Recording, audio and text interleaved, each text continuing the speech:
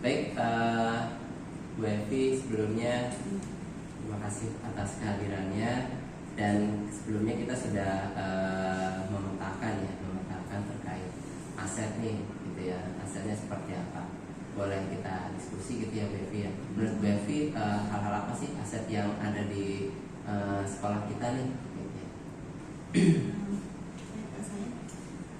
Kalau kita lihat ya di sekolah kita ini di SMA itu Tunas Bangsa, ini kita mulai dari aset yang pertama itu aset manusia ya. Nah di SMA itu Tunas Bangsa mulai dari tahun atas kita itu yayasan kita punya yayasan yang sangat support.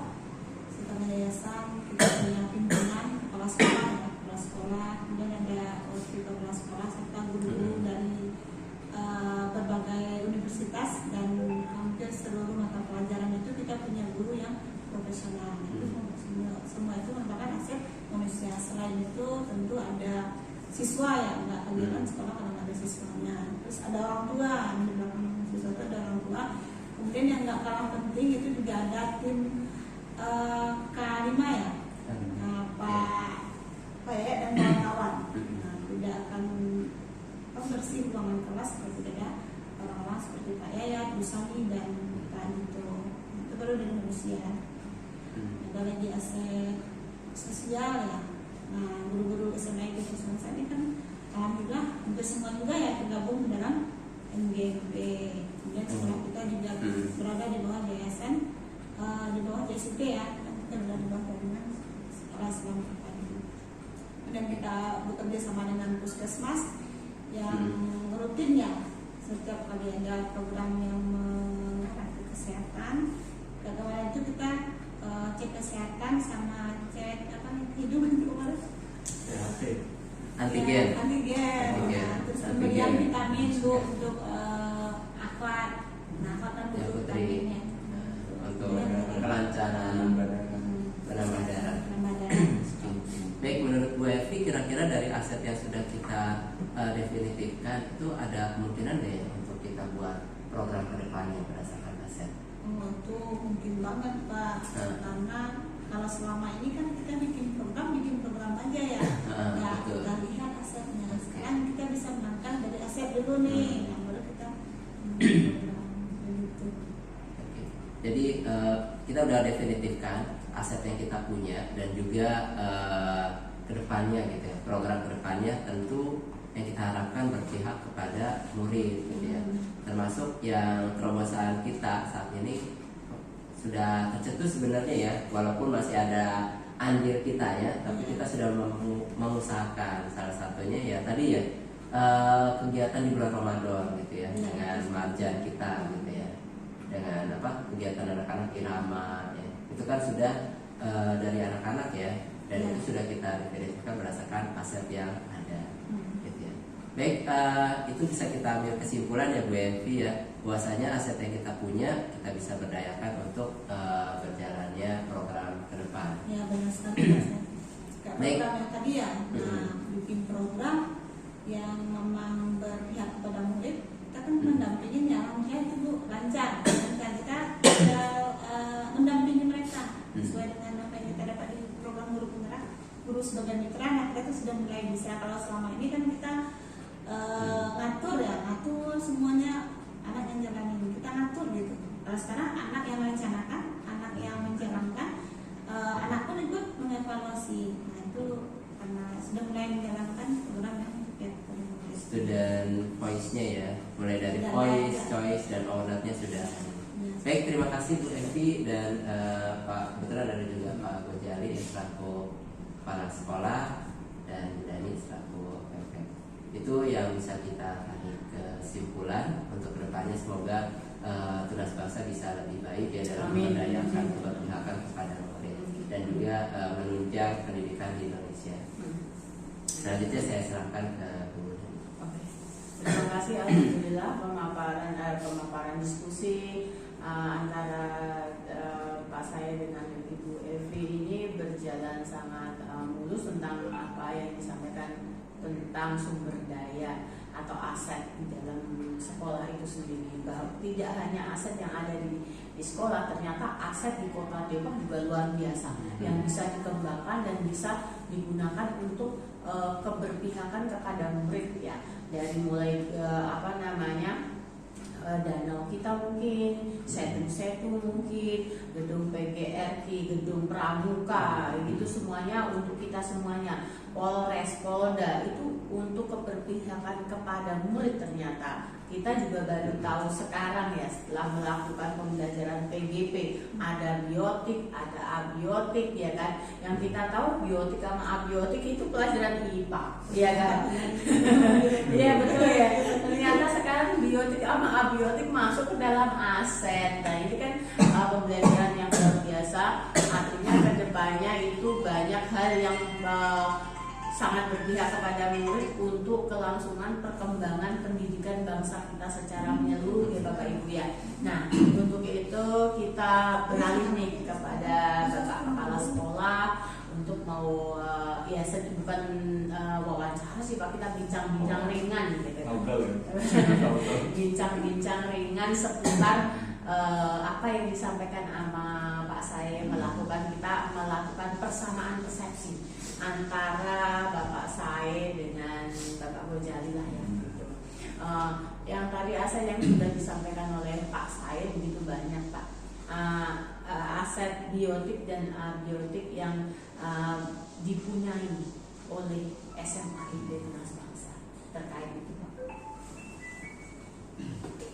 Ya, terkait aset mungkin tadi udah discuss kali ya di awal ya. Ingin mereview kembali ya dan menyamakan konfirmasi. Ya, menyamakan persepsi. Ya kalau aset biotik ya yang tadi juga sudah disampaikan terkait SDM. Mungkin lingkungan alam juga bagian dari sebagian aset biotik ya Bu. Kalau bicara misalkan di Kota Depok tadi benar, di daerah Cilodong aja kalau kita spesifikkan ke ruang lingkup yang lebih kecil nih di Kecamatan Cilodong ya kan. Nah, di Kostrad itu ada tambak ikan juga gitu kan. Nah itu yang memang bisa digunakan juga sebagai proses dari pembelajaran anak-anak gitu. aset lingkungan alam kita ya, selain aset biotik di SDM yang mungkin di SDM itu emang ya paling gampang kan identifikasinya ya guru, siswa, karyawan, yayasan atau mungkin bisa jadi tokoh masyarakat, tokoh agama sekitar sekolah, itu juga menjadi aset juga sebenarnya aset SDM-nya, atau tenaga profesional yang memang menjadi bagian dari tim pengembangan sekolah juga, termasuk mungkin pengawas juga kali ya, pengawas dan ini. Ya betul, itu juga bagian dari aset Pak, pengawas juga aset SDM-nya. Ya betul. Nah kalau lingkungan alam sih kalau emang kita perluas ya, selain tadi ada aset biotik ya, kalau kita di daerah Kalibule ini masih satu kelurahan kita ada sentra pengembangan ini juga pertanian gitu. Itu ada juga satu kelurahan bahkan di kita gitu. Nah kalau bicara abiotiknya ya mungkin lingkungan-lingkungan yang dalam arti misalkan kalau lahan tanah itu sekitar sekolah memang masih banyak yang luas ya Bu. Yang lapang yang bisa kita gunakan juga biasa untuk pembelajaran outdoor juga gitu. Nah, sungai nggak jauh dari sini Ciliwung gitu. Itu masih ada satu irisan nih, satu kecamatan dan satu kelurahan. Kampus UI dekat rumah saya bisa jelas. Betul itu, nggak bohong itu benar. Danonya ada banyak. Budaya saya banyak ya di situ ya, aset lingkungan dan alam. Kalau biotik juga kan kalau di daerah Kalibule itu ada hutan bambu. Ini belakang ini kita ada juga gitu. Pemakaman juga itu bagian dari aset juga ya. Ya betul. Pemakaman. Ya itu pemakaman umum sama sedang itu ada pemakaman pahlawan gitu. Ya. Itu bisa jadi aset juga tuh. Lingkungan plus dengan budaya mungkin di situ ya. Plus ya bisa juga dijadikan kalau kita bicara lingkungan aset budaya dan agama ya, kalau di sini termasuk banyak yang pesantren sih gitu. Ya. Depan kita tetanggaan sama pesantren. Ya, saya lewatin. di seberang sana ada juga pesantren tuh Madinatul Quran, itu ada juga Hidayatullah itu. Jadi memang lingkungan religiusnya itu terasa sih, masjid juga tersebar rata ya di sini ya. Mudah Banyak ditemukan. ya, gampang diakses Ya. ya di situ. Kalau budaya sih memang ya ini cenderung di sini masih Sunda Betawi gitu. Ya betul. Ya, betul. Sunda Betawi itu yang dominan di sini gitu. Ya ketika memang pawai Ramadan itu kemarin berasa juga kan budaya aslinya gitu kan. Masyarakat sekitar itu memang masih banyak masyarakat asli gitu. Asli. Yang punya tanah lahan luas di situ. Terlihat pada saat tarawih Ramadan gitu ya. Benar di situ. Nah kalau bicara aset fisik ya seperti gedung sekolah yang kita miliki, lapangan, sarana parkir, kantin. Walaupun memang pada akhirnya ya ini masih proses pengembangan ya Bu, dengan sarana fisik yang ada saat ini gitu kan. Masih proses pengembangan kita ya.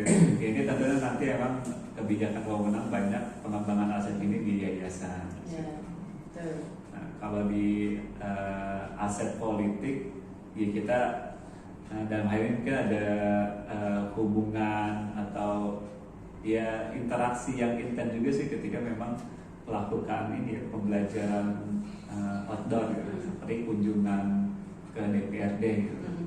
Kemarin baru tahun ini sih itu tahun ini ya kita kelas 12 kunjungan ke gedung DPRD Kota Depok. Situ itu juga aset politik birokrasi pemerintah yang bisa kita manfaatkan buat belajar anak-anak. Di wali kota kita pernah juga kunjungan ke wali kota. Ya, betul. Atau apa ya pejabat pemerintah setempat kali ya, RT, RW, kelurahan, kecamatan. Ya. Betul. Nah, kadang kita juga diundang nih di acara kecamatan gitu, di acara biasanya itu acara organisasi atau terakhir kemarin ini di tahun yang lalu kali ya, duta kesehatan ya puskesmas tapi yang mengundang kecamatan gitu. Kalau akses sosial tadi mungkin udah disampaikan ya ini berpartnernya kita dengan lembaga-lembaga pemerintahan yang memang ya untuk mendukung pembelajaran anak-anak ya. Dengan orang tua juga kita ada nih aset sosialnya, misalkan orang tua yang mempunyai wirausaha tertentu gitu kan, nah, itu bisa kita gunakan buat semacam magang kali ya. Iya, bisa. Magang anak-anak sesuai dengan temanya gitu. Iya. Kemarin pas P5 kewirausahaan itu kita ada akses sosialnya juga di situ buat anak-anak magang kewirausahaan buat orang tua yang mungkin mempunyai usaha gitu. Usaha mandirinya. Kalau finansial ya aset finansial kita sih ya dana itu ya mulai dari bos ya, bos reguler, bos kinerja gitu kan. Karena sekolah penggerak ya, kita dapat juga tuh gitu. Lalu uang daftaran siswa masuk gitu. Uang bulan SPP, daftar bulan gitu kan. Atau sumber-sumber dana yang memang kita usahakan secara mandiri juga ada sih gitu. Fundraising biasa ini di kegiatan Ramadan itu anak-anak mencari sendiri tuh dana gitu kan, donatur gitu di situ. Itu juga bagian dari aset finansial yang bisa sebagai proses pembelajaran anak-anak juga. Aset apa lagi kalau ini aset politik, sosial, SDM, lingkungan, alam, agama, budaya. Paling agama budaya tadi udah disenggol tadi. Kebetulan kalau agama kita umum ya Pak ya, di sini bukan umum tapi sama. Bukan seperti di sekolah saya kan bermacam-macam. Sekolah saya kan bermacam-macam. Gitu ya. Jadi kadang-kadang saya kalau mau menyampaikan materi yang model seperti proses Eropa melakukan penjajahan awal ke Indonesia, di situ kan ada gospel gitu kan. Nah ini saya ngomongnya ngeren dikit nih, karena kan macam-macam di situ ya kan. Nah kan di situ saya ngerem. Nah salah satu oke Pak, next kita untuk sumber daya yang tadi Bapak paparkan semuanya, baik itu di dalam sekolahnya Bapak sendiri atau secara umum itu adalah Kota Depok sendiri, gitu kan, begitu banyak yang tadi paparan Bapak juga sudah dipaparkan oleh disampaikan juga oleh Pak Sae juga. Nah, kunjungan-kunjungan yang tadi Bapak sampaikan, berarti itu kan hubungan politik ya Bu Evi ya, hubungan politik. Nah, dari tingkatan itu walaupun kita belajar PGP itu rentan waktunya enggak bertahun-tahun, ada rentan waktu Pak ya, melihat sisi kenakalan siswa seluruh Indonesia, mana sih ada siswa yang nggak nakal, ada ya, mahasiswa yang baik banyak ya gitu kan ya. Jadi dia siswa Bapak datang ke gedung DPR, siswa Bapak berkunjung ke wali kota. Nah, siswa Bapak apakah ada agenda lagi? Siswa Bapak berkunjung ke Polres, gitu kan, ke Polsek, gitu yang terdekat gitu. Untuk paling tidak anak-anak kita kan SMP, SMA, entah itu tawuran kah, entah itu narkoba kah, ya minimal dikenalkan dengan lingkungan Polsek, Polres ataupun Polda kayak ataupun sejenisnya, yang dimana mereka bisa meminimalisir jiwa emosinya terhadap hal-hal yang kemungkinan ya Bu akan terjadi. Apakah itu udah pernah Bapak agendakan gitu Bapak Kapsen? Tapi kalau berkunjung ke sananya belum ya. Tapi kalau menghadirkan sebagai guest teacher, nah itu sering kita. Kalau kepolisian safety riding gitu kan, BNN juga kita pernah menghadirkan. Atau tentara tuh ketika memang kita mau bentuk karakter kedisiplinan anak-anak gitu. Kalau Kostrat sih kita juga pernah ke sana juga gitu. Karena memang tempatnya juga ini ya, tempatnya ketika itu yang di pasar itu dia tempatnya memang memungkinkan untuk dikunjungi. Jadi kalau secara kalau untuk yang ke Polres atau Polsek atau ini ya sejenisnya itu memang kita belum berkunjung langsung siswa kita ke sana semua. Jadi memang yang pernah kita lakukan, kita mengundang mereka sebagai narasumber atau guest teacher, termasuk misalkan ini ya veteran perang juga kita pernah menghadirkan mereka juga gitu, buat memotivasi gitu. Atau yang tadi Bu udah disampaikan itu memang benar sih, jiwa-jiwa atau itu ya bisa ditumbuhkan interaksi mereka di situ tuh ya, aset politiknya anak-anak. Karena kenapa saya menyampaikan hal ini ya Pak? Ternyata setelah kita sering mendatangkan narasumber ya Bu Evi, Pak Sae, baik dari BNN, dari Polsek, dari Polres, gitu kan, kadang-kadang juga istilahnya dari distrik, perwakilan distrik itu menyampaikan banyak pengarahan kepada siswa kita. Biasanya momennya pada saat upacara, gitu. Selesai upacara kita semuanya duduk di posisinya masing-masing, duduk di lantai bareng-bareng, yang termasuk semuanya pada duduk di lantai. Di situ dengan jumlah anak yang segitu banyak, jujur saya melihat sendiri ini kan kadang-kadang ada yang dengerin, ada yang enggak, ada yang connect, ada yang enggak, ya gitu lah. Jadi kan istilahnya umum lah seperti itu, tetapi bukan menjadikan itu mah biasa aja, tidak seperti itu juga gitu kan. Bagaimana penyampaian ini bisa merata ke anak-anak kita semua, kan anak bangsa semua harus wajib meratakan gitu ya Pak Bu ya. Nah di sini perlu adanya seperti yang tadi saya sampaikan ke Bapak, perwakilan. Nggak mungkin lah kelas 10 sampai kelas 12 semuanya, nanti orang yang bikin SIM kan terganggu. Nah paling nggak perwakilan 10 misalkan, 10 itu di kelas 10, nanti 10 berikutnya di kelas 11 mungkin, dan berkesinambungan. Nah, kenapa itu chemistry dari hati melihat ruangan gedung Polres yang ada di Kota Depok yang belum pernah masuk ke dalam-dalamnya kecuali bikin SIM. Kalau SMA pasti udah bikin SIM ya. Kecuali ruangan SIM kita tour gitu kayak itu ya pastinya lewat proses izin dan lain sebagainya. Oh ini ya tempat penjara sementara penitipan gitu ya. Ini karena itu akan menumbuhkan rasa dia paling tidak agak enak juga ya penjara ya kayak gitu kan, minimal ada lah kepikiran kayak gitu. Terus ini loh ruangan untuk apa namanya ditanya-tanyain kok bahasanya polisi itu diinterogasi, ruang interogasi terus kayak gini tuh. Oh kayak gini tuh. Oh tempat duduknya, view-nya, oh kayak gini. Lah, anak-anak kita itu bisa muncul banyak pertanyaan. Nah, pertanyaan itu untuk mengembangkan kompetensi dia menjadi lebih baik. Yang tadinya mungkin anak-anak yang beringasan dan lain-lain sebagainya, kalau sudah melihat fenomena fakta di matanya dia, apa yang ada dalam pikirannya dia, pertanyaannya dia, nanti kan bisa direfleksi oleh Bapak Ibu semuanya. Oh ternyata anak tersebut setelah melihat fenomena fakta di lapangan, dia punya respon seperti ini. Nah paling tidak itu menjadi kesimpulan Bapak Ibu dan bisa disampaikan ke orang tua. Yang selama ini orang tua mungkin pernah mengeluh, anak saya begini, anak saya begini. Nah setelah melihat mungkin ya akan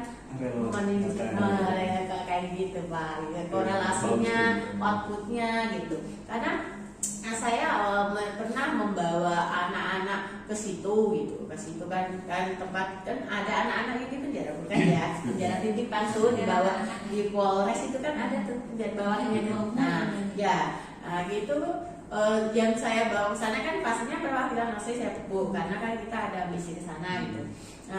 Dia yang bocah bener aja, dia bocah yang otaknya bener aja melihat fenomena kayak gitu, rasa mirisnya itu ada karena mereka tuh harus pakai celana pendek aja kan namanya dititipin dulu belum final gitu loh Kak. Apalagi yang baru ditangkap nih dia melihat sendiri pakai celana aja pendek maksudnya, terus kaosnya dilepas, itu belum diinterogasi tuh Pak pas lagi tangkapan pertama ibaratnya. Nah itu paling enggak di pikirannya dia tuh adalah mental gue mesti harus berubah nih. Itu ada versi anak-anak yang benar. Nah, kita kalau ketemu versi anak yang agak sedikit nakal gitu, bukan nakal sebenarnya mencari jati diri, itu perlu melihat fenomena yang ada di situ.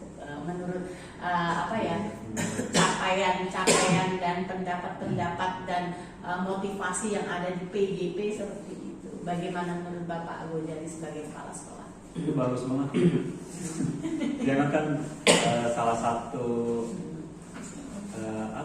pembelajaran proses belajar yang terbaik itu kan ketika memang mereka menghadapi langsung real banget ya gitu kan. Terkait itu, nah ini juga yang menjadi kita sekarang ada beberapa program tapi memang belum nyentuh ke arah yang itu tuh gitu kan. Proses menuju ke sana ada nggak ya? Dulu kita baru ke program penyadaran terkait potensi mereka, misalkan mereka mengajar di SLB gitu kan. Nah itu pernah tuh mereka mengajar di SLB karena memang kita ingin memberikan penyadaran kalian sudah mempunyai kalian itu hidup di keluarga yang mampu loh gitu kan, secara ekonomi potensinya sudah serba berkecukupan. Nah kalau terkait case ini bisa menjadi inspirasi program kita nih Bu. Berkunjung ya atau Ibu itu healing anak-anak buat ini kan tadi benar itu terapi banget gitu loh Pak, terapi yang efektif, tidak perlu mengeluarkan banyak biaya, cukup ditonton izin ke pihak kepolisian izin Pak ya kita sudah mulai keliling roadshow untuk pembelajaran PKN ya bisa itu masuk ke pelajaran semuanya tuh bukan diferensiasi ya. Betul, PKN masuk, ke ekonomi masuk tuh Bu. Ini nanti kalau kita tarik matematika masuk, lihat aja Bu nanti. Jadi hari kayak gitu nanti kita kemana-mana bisa itu. Apalagi sejarah Indonesia pasti masuk itu. Begitu ya Pak. Oke. Nah untuk kedepannya Bapak sebagai kepala sekolah Bapak akan membawa misi Bapak, visi Bapak yang sudah tercantum ya Pak ya di dalam namanya sekolah kita, sekolah SMA IT Tunas Bangsa ini. Bapak mempunyai keinginan apa secara umum gitu ya kepada sekolah ini tentunya menuju kebaikan. Ya paling sih keinginan saya itu ya di latar belakangi keinginan bersama ya. Ya, gitu. Berawal dari visi ya termasuk juga pelibatan dalam hal ini yayasan ya tentu tidak terlepas dari kan rem ujung tombak dari merealisasikan visi ya gitu. Ya. Ya kedepannya ya berharap dengan program PPGP yang diikuti oleh guru nih CGP kita nih di NASA ada 5 yang bisa menjadi pemercepat gitu atau akselerator ya terwujudnya visi sekaligus ya dengan teori konsep dan pengalaman pembelajaran yang didapatkan itu sebenarnya berharga banget ya. Kita lebih jangkauan cakrawala itu jadi lebih luas, lebih ini loh ternyata proses pembelajaran ini harus berpihak semuanya kepada murid termasuk ya penyusunan program itu kan berdampak positif kepada murid. Nah memang kan nanti yang kita mendidik anak-anak itu ya next ke depan untuk menyiapkan mereka hidup di zamannya mereka gitu kan. Oke, berarti kayak kodrat alam dan kodrat zaman ya Pak. Oke, terima kasih Pak. Kayaknya mau maaf bukan mewawancari, diskusi ngobrol santai dengan Bapak. Terima kasih banget diluangkan waktunya. Mohon maaf di bulan Ramadan ini Bu Evi, saya sebagai PP-nya Pak saya yang selalu merepotkan berkunjung ke sini. Mohon maaf lahir batin. Sama-sama nih, maaf lagi. Sama-sama Pak Bu.